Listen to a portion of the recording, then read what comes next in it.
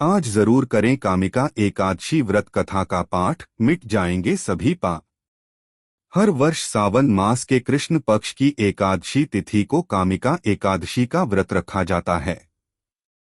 इस प्रकार आज कामिका एकादशी का व्रत रखा जा रहा है। इस दिन साधक जगत के पालनहार भगवान विष्णु के निमित्त व्रत रख विधि विधान से लक्ष्मी नारायण की पूजा अर्चना करते हैं।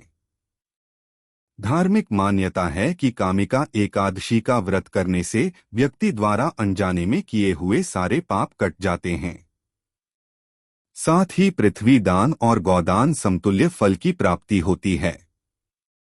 आथ साधक श्रद्धा भाव से कामिका एकादशी पर श्री नारायण, हरि, विष्णु और मां लक्ष्मी की पूजा उपासना करते हैं। अगर आप भी अनजाने में किए हुए पापों से मुक्ति पाना चाहते हैं तो आज संध्या आरती के समय कामिका एकादशी व्रत कथा का पाठ अवश्य करें। आइए कामिका एकादशी व्रत कथा का पाठ करें। कामिका एकादशी व्रत कथा। धार्मिक ग्रंथों के अनुसार कालांतर में किसी गांव में एक बेहद बलशाली क्षत्रिय रहता था। उसे अपने बल पर बेहद अहंकार का भाव था। हालांकि वह धर्मपरायण था। नित प्रतिदिन जगत के पालनहार विष्णु की पूजा उपासना करता था। एक दिन वह किसी विशेष कार्य हेतु कहीं जा रहा था। मार्ग में उसकी भिड़ंत एक ब्राह्मण से हो गई। उस समय वह आवेग में आ गया। ब्राह्मण व्यक्ति उसे कुछ समझाता। उससे पूर्व ही वह ब्राह्मण से हाथापाई करने लगा। ब्राह्मण बेहद दुर्बल था। वह बलशाली क्षत्रिय के प्रहार को सहन न कर पाया। इसके चलते तत्काल ही उसकी मृत्यु हो गई। उस समय बलशाली क्षत्रिय सत्ते में आ गया। वह प्रायश्चित करने लगा।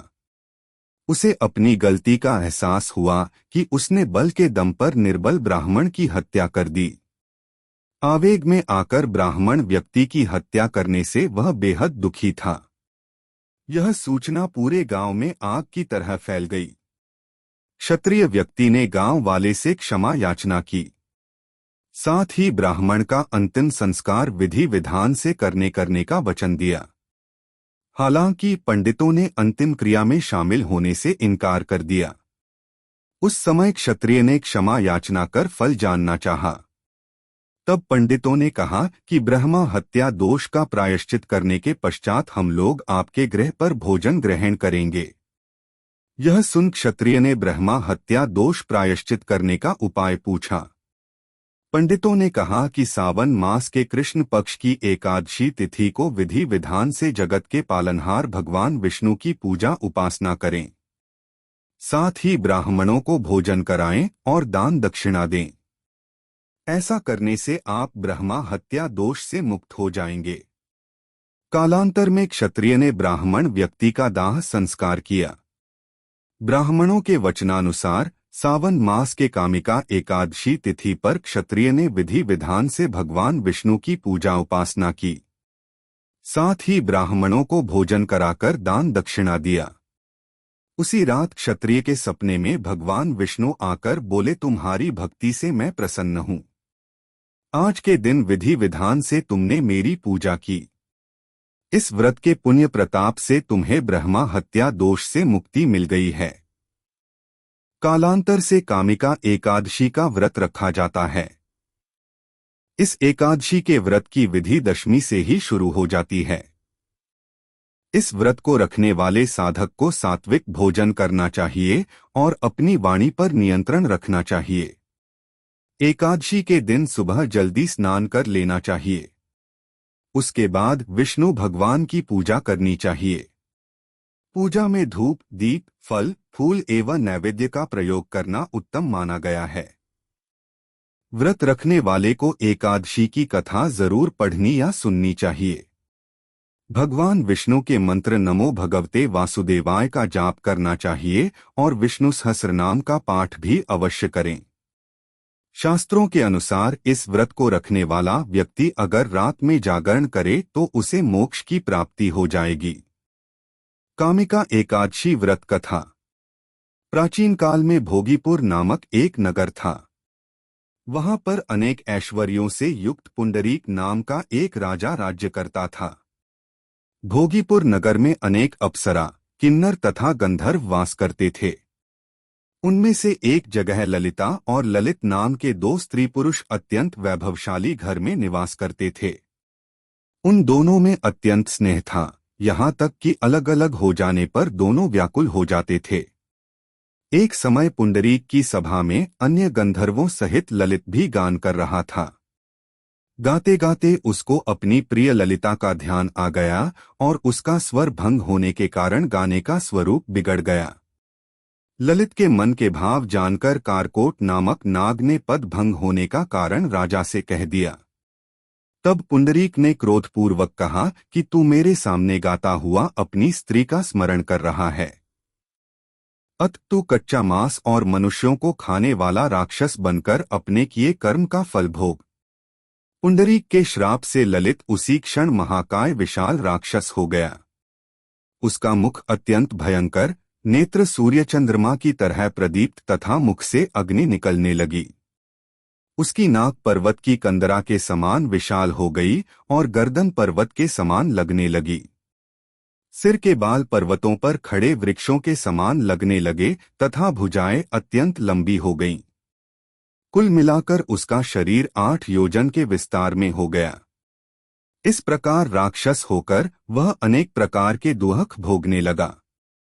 जब उसकी प्रियतमा ललिता को यह वृत्तांत मालूम हुआ तो उसे अत्यंत खेद हुआ और वह अपने पति के उद्धार का यत्न सोचने लगी। वह राक्षस अनेक प्रकार के घोर दुहक सहता हुआ घने वनों में रहने लगा। उसकी स्त्री उसके पीछे पीछे जाती और विलाप करती रहती।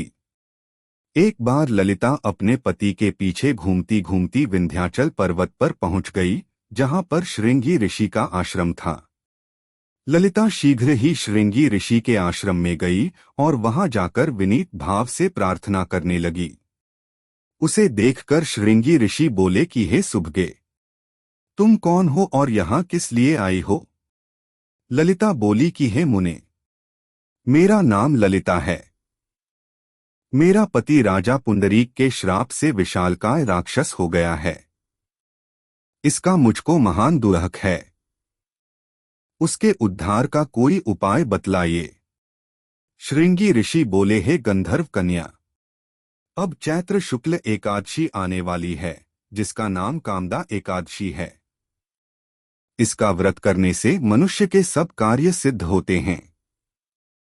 यदि तू कामदा एकादशी का व्रत कर उसके पुण्य का फल अपने पति को दे तो वह शीघ्र ही राक्षस योनि से मुक्त हो जाएगा और राजा का श्राप भी अवश्यमेव शांत हो जाएगा।